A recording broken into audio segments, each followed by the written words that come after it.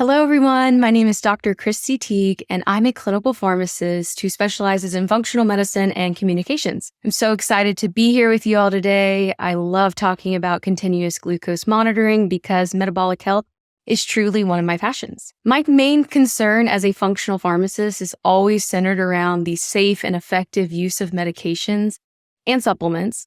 And I think CGMs really are a great tool that allows us to do this effectively. Today, I'll guide you through the importance of CGMs, their functionality, and their application in both conventional and functional medicine. Here's a brief roadmap of our objectives today. We'll start by understanding what CGMs are and how they work. Then we'll discuss the benefits of CGMs over traditional blood glucose monitoring, ideal patient applications, common challenges and considerations, and then finally wrap things up exploring the future of CGMs. Continuous glucose monitors, or also known as CGMs, are a tool that allow for real-time monitoring of glucose levels throughout the day and night. And unlike traditional glucose meters that require finger pricking, CGMs are really great because they provide continuous data by measuring interstitial glucose levels via a sensor that's inserted under the skin. This then allows patients and their healthcare providers to see glucose trends and patterns, which ultimately can be crucial for effective diabetes management and metabolic health. CGMs consist of three main components: a sensor, a transmitter, and a receiver. The sensor, which is inserted under the skin, measures glucose levels in the interstitial fluid. The transmitter sends this data to the receiver where it is displayed in real time, often just through an app on the patient's phone. This is great because then the data can be shared with the patient's family member, caregiver, and of course, their healthcare team, just to ensure everyone is on the same page. Some devices also offer alerts for high or low glucose levels, which helps patients take immediate action when needed. To really appreciate the benefits of CGMs, let's compare them to traditional blood glucose meters, which, as you know, provide a snapshot of glucose levels just at a single point in time and require frequent finger pricks to really gather data and trends. Whereas CGMs offer continuous data, highlighting fluctuations and patterns that can be missed with traditional blood glucose meters, therefore providing a more comprehensive picture of glycemic control. It's also important to note that if a CGM reading does seem unusual, patients can always double check with a traditional finger stick, which is also standard practice being cared for in an inpatient setting. However, frequent finger sticks at home can be a challenge for patients with occupational hazards or dexterity issues, making CGMs a much more convenient and less invasive option overall. Another thing to keep in mind is that CGM readings can slightly differ from traditional blood glucose meter readings due to a lag time of around 5 to 30 minutes depending upon the sensor. As I've mentioned previously, CGMs measure glucose in the interstitial fluid, while blood glucose meters measure glucose in the blood. This difference can lead to slight variations, especially during rapid changes in glucose levels.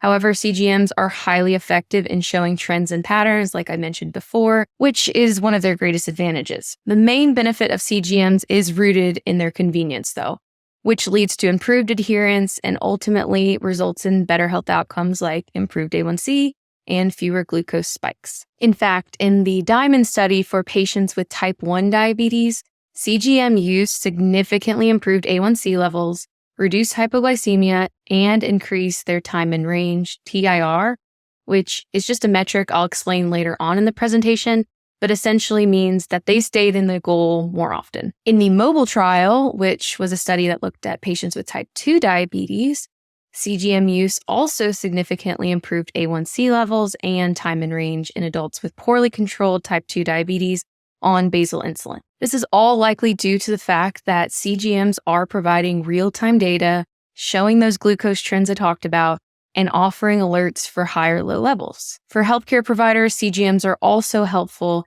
in creating more effective, tailored treatment plans due to their detailed glucose reports. Overall, CGMs enhance glucose management, reduce hypoglycemia, and empower patients to make informed lifestyle and medication decisions. There are several CGM systems available on the market today, each with its own unique features. Each of these devices has its own strengths, whether it's longer sensor wear time, real-time data sharing, or integration with insulin pumps. And understanding each of these options can help personalize the choice of a CGM to the individual needs of a patient. But for today, let's just take a closer look at some of the most common CGMs available. So this comparison chart highlights key features of the Dexcom G6 and G7.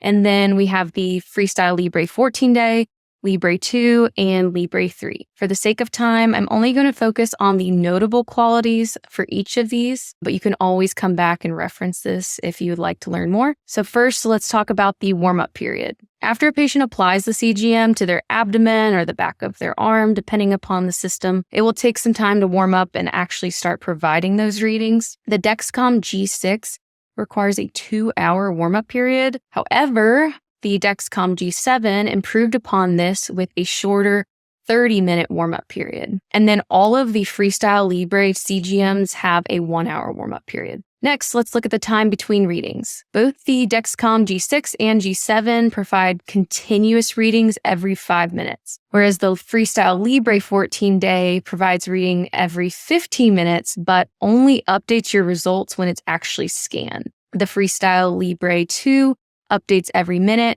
but again, it's only going to update your results when it's actually scanned. And then the Freestyle Libre 3 provides continuous real-time data every minute, offering a more seamless patient experience. So just something to keep in mind there. Alerts are another key difference to note on this chart. As you can see, all of them except the Freestyle Libre 14-day offer customizable alerts for high and low glucose levels. While some of the alerts can be a bit bothersome at times, this can also be a really big deal for patients who are dealing with frequent hypoglycemia events, especially overnight. When I completed a pharmacy school rotation at a sleepaway camp for patients with type 1 diabetes, it was not uncommon to hear a symphony of alarms going off in our cabin around 2 to 3 in the morning. And they were troopers though, and I learned a ton from them about CGM, so super grateful for that. And during this experience, I also learned a lot more about insulin pumps. And it's important to note that both the Dexcom G6 and G7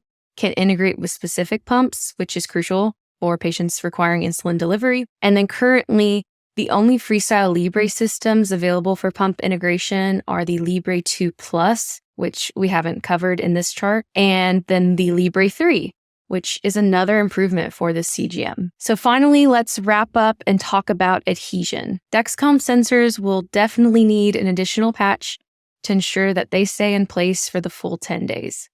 The Freestyle Libre 14-day and Libre 2 can be worn without an overpatch, but I've just found in my own personal experiences of wearing one and working with patients with them that they stay on better if you use one because they're a little thicker and can be hit in the doorway or just accidentally. So I always recommend them. And then the Freestyle Libre 3 is designed actually to be much smaller and thinner. And we found that there's much less likelihood of them snagging and getting ripped off. So this is another big advantage in terms of comfort and wearability. Hopefully this overview just allows you to see the unique differences and features of each CGM. But of course, there's a lot to get into. So please head to their user manuals or prescribing information if you're looking for more details when trying to choose the most suitable device for your patient's specific needs or preferences. Of course, as a pharmacist, I also think it's important to note that certain medications can affect CGM readings. High doses of acetaminophen can actually cause higher sensor readings than actual glucose levels with the Dexcom devices. And similarly, ascorbic acid, aka vitamin C, with doses greater than 500 milligrams per day can cause the Freestyle Libre readings to be higher than actual glucose levels. Some other medications, like certain antibiotics, can potentially affect CGM accuracy as well. So just something, again, to keep in mind and look into for specifics if you have any concerns. But Tylenol and vitamin C are so common that I wanted to make sure that I brought it up today. Now that we know a little more about CGMs, let's dive into how we can actually implement them into clinical practice. We'll first discuss the common patient populations where we currently use CGMs, and then move into some of the newer areas of opportunity. As we think about patients who would be a good fit for CGMs, let's consider this patient example first. While I was working in the hospital, we had a middle-aged African-American male construction worker with a history of uncontrolled type 2 diabetes, present with DKA, and an A1C over 14%. He struggled with adherence to his oral anti-diabetic medications and blood glucose testing due to occupational challenges as a construction worker. However, through thorough interviewing, counseling, and collaboration with his care team, we were able to get him on a CGM and significantly improve his A1C and quality of life. This is a very conventional example of when a CGM can be used effectively. And while I was thrilled for his improved health outcomes and reduced hospitalizations, I also just wish most of our healthcare system would realize that we do not have to wait until we get to this point to make an intervention. He didn't get here overnight. And this example just demonstrates the areas of opportunity we still have to use CGMs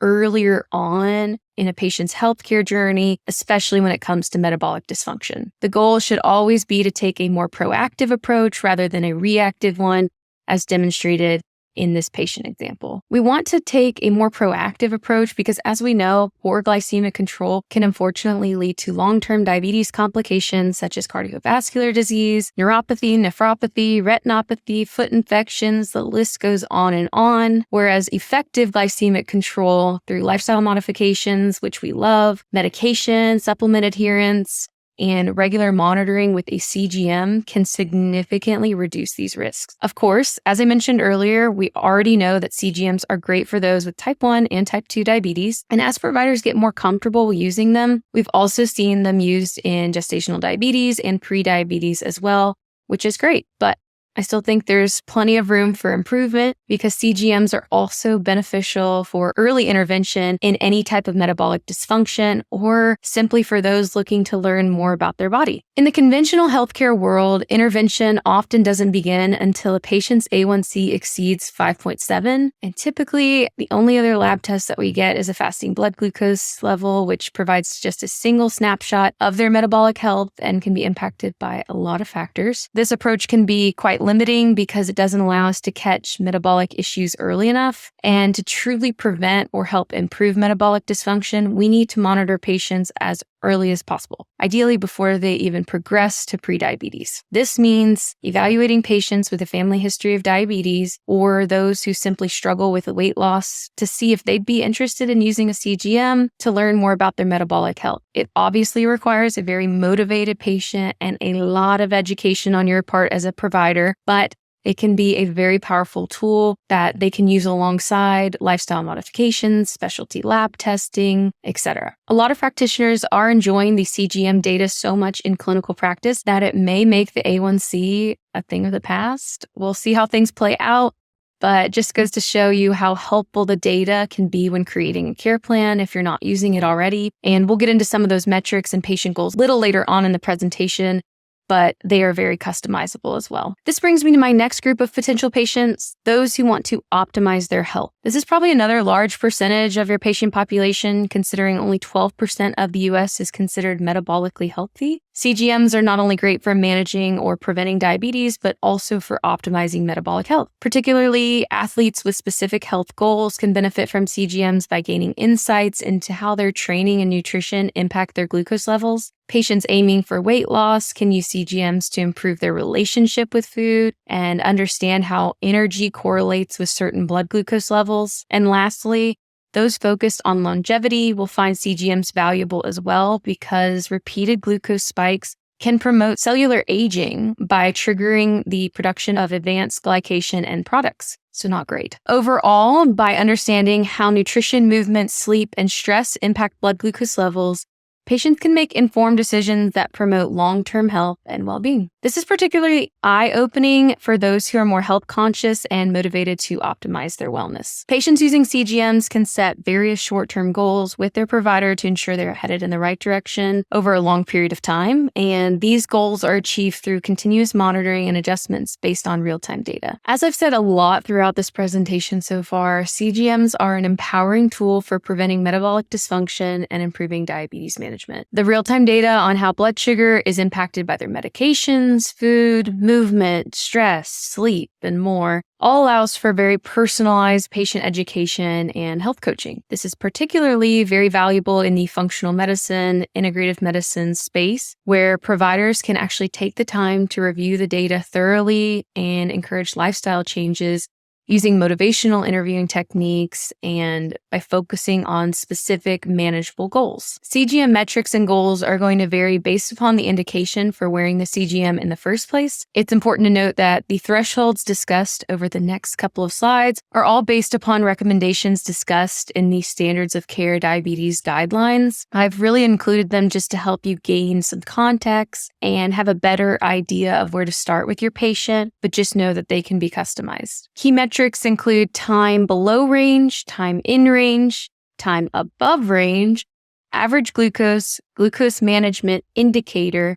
and glucose variability. All of these metrics help tailor interventions and short-term goals to improve patient outcomes over time. Time below range is usually addressed first since hypoglycemia carries the most risk. However, another important metric is certainly time in range, which is the percentage of time the readings are between 70 to 180. Most guidelines would recommend greater than or equal to 70% of the time because this correlates with an A1C of less than or equal to 7%, but I think we can do better. Of course, for highly motivated patients seeking to optimize, we are most likely going to have much tighter goals. But again, this will all be dependent upon their unique health goals and circumstances. The next metric is time above range, which, as you can probably guess, measures the time spent above the target glucose range. And usually this is set at 180 milligrams with a goal of less than 25% of the time. Average glucose is the average of all glucose readings from the CGM over a given period of time. And glucose management indicator, known as GMI, is an estimate of future lab A1C levels based upon the CGM data. Time CGM is active refers to the percentage of time the CGM collects data while worn by the patient. And we want at least 80% of data captured over 10 days in order to have the most accurate insights possible. Glucose variability indicates how much glucose levels fluctuate with a goal of less than 36%,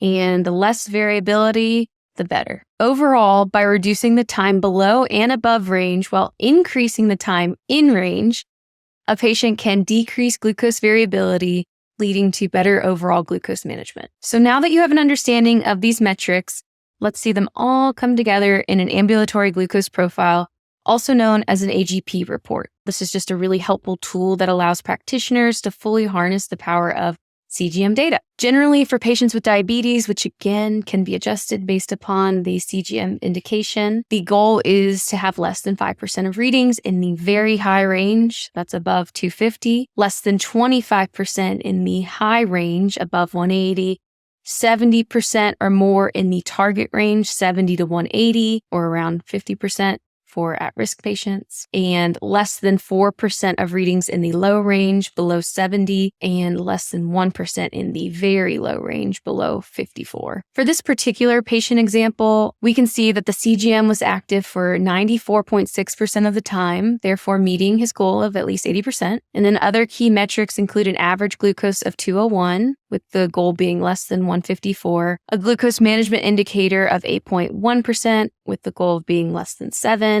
and glucose variability of 45.2, with the goal of being less than 36%. So we definitely have some room for improvement here. But again, all of these insights really just help customize the treatment plans for better glucose management and improve patient outcomes over time. This next slide shows a visual of the AGP summarizing glucose levels from the reporting period. Daily glucose profiles are combined in this snapshot to show you what a 24-hour picture would look like on average. The heavy line in the middle is the median glucose level, where half of the glucose values are above and half are below. 50% of readings fall within the darker shaded region and 95% fall within the lighter shaded region. So basically, an ideal graph of tight glucose control would have a flat median line with our target range of 70 to 180, also known as time in range, and narrow spaces between the darker and lighter shaded regions. It may take you a while to get comfortable with this,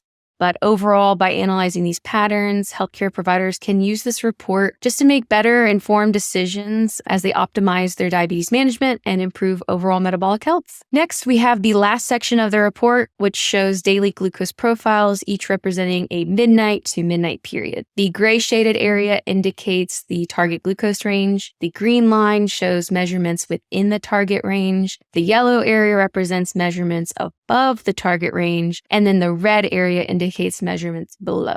Overall, just another way to help visualize a patient's glucose levels and how they vary throughout the day. Now let's consider another patient example, except this time from a proactive standpoint rather than a reactive approach. In this patient example, we have SB, who is a 38-year-old female with a family history of type 2 diabetes, who wants to prevent prediabetes and any other weight-related health issues. Previously, she has struggled with weight loss, but after using a CGM alongside her diet and exercise plan, she was successfully able to lose 15 pounds, stabilize her blood glucose levels, and decrease her A1C. The use of a CGM allowed her to see the benefits of the lifestyle modifications she made and ultimately keep her motivated to continue adopting these habits long term. This is awesome, and I just wanted to include this example to help further illustrate how a quote-unquote regular person who may be in your practice could really benefit from a CGM. And before we wrap things up, I think it's also important to know how to educate your patients on ways to properly apply a CGM. Of course, when using a particular device, always refer to the manufacturer's instructions for detailed guidance on application and use. But in general, here's just a simplified overview of the steps. So first, you're going to prepare the site. You will choose a clean, dry area, either on the back of the upper arm, abdomen, or even upper buttocks in some age groups. And then you're going to clean the area with soap and water or an alcohol swab and just let it dry so it doesn't sting. And make sure you also avoid lotions or creams because that can really interfere with the adhesion factor. Then step 2, you will insert the sensor into the chosen site.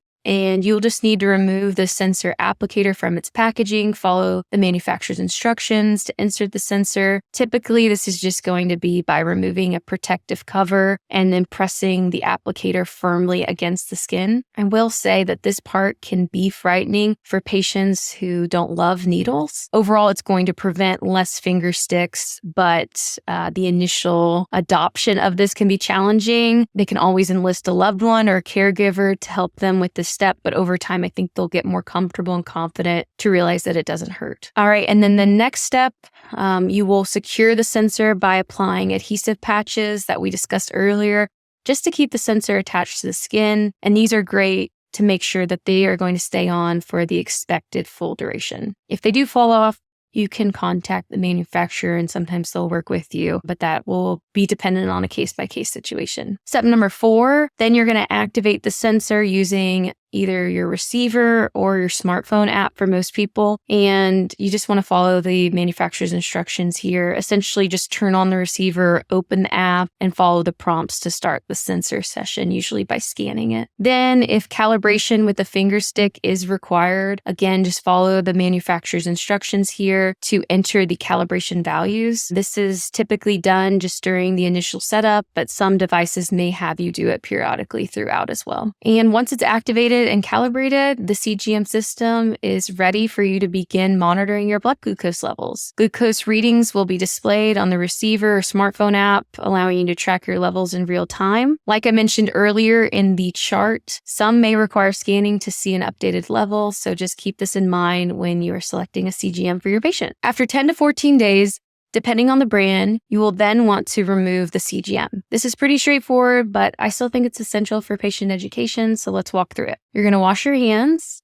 then you will take off the adhesive, then you will start to peel off the sensor and clean the area. You can use warm soapy water, adhesive remover, or alcohol to make this process easier because typically there will be some residue from the adhesive still on the skin. Then you will simply dispose of the used applicator and sensor in a home medical sharps container, which can just be a thick plastic jug of some sort with a lid and label that says sharps in all caps. If you're going to move forward with a new CGM sensor, always make sure to choose a different site because we want to avoid any type of skin irritation. And like I kind of alluded to earlier, as with any change, this process can seem a little overwhelming at first. So I think it's a great idea to not only walk through this process with your patients, but send them patient videos and answer their questions thoroughly just so you can make sure that they stay adherent and that they're comfortable with it. At this point in the presentation, if you can't tell, I'm kind of a big fan of CGMs. And while I think they are a wonderful tool and offer numerous benefits, there are still a few challenges and considerations to keep in mind. These include cost and insurance coverage, patient adherence, fear of needles, accessibility, integration with other health devices, data privacy and security, and technical issues. I won't go into these too much more, but I just wanted to bring it up as something to think about and address with your patient, just to help improve patient care and ensure consistent use of this valuable health tool. The future of CGMs is certainly promising, though. Advances in technology are continually improving the accuracy, convenience, and affordability of these devices, as we just saw earlier in the comparison chart of the most common CGMs on the market. These advancements will further enhance the ability to manage and prevent metabolic dysfunction, making CGMs a staple in personalized healthcare. In fact, as of March of 2024, the FDA approved the first over-the-counter CGM in the US, called the Dexcom Stelo Glucose Biosensor, and it's for those who are 18 years or older who do not use insulin, or those without diabetes who want to better understand how diet and exercise may impact their blood sugar levels. So exactly what we've been talking about. Pretty exciting, because having an OTC option will allow more people to benefit from real-time continuous glucose monitoring, supporting better glycemic control and overall health management. This increased accessibility is a significant step forward in diabetes care and prevention of metabolic dysfunction. So I'm really excited to see more advances like this in the future. And with that, we've finished up our time together talking about CGMs. I just wanted to thank you all so much for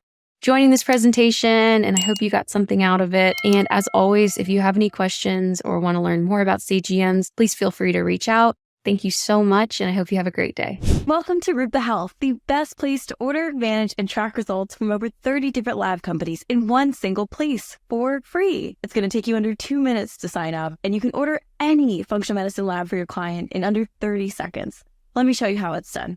So here's our beautiful interface. I'm typing in the name of my client, selecting the lab that I want to order for them, and hitting send. From there, Rupa and their amazing team handle the rest. They email the client, collect payment, and even offer an interest-free 3-month payment plan. We've also built the world's largest library of information about chronic health conditions, the lab tests that can help you find the root cause, and the evidence-based interventions that you can use to help people heal from them.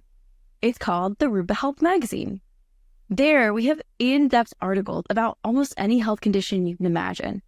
And we give you step-by-step protocols that other clinicians have used to help their clients heal and that are verified by evidence-based sources. You should totally check it out, and it'll transform your practice. And we can't wait to see you. So make sure you sign up today at rupahealth.com.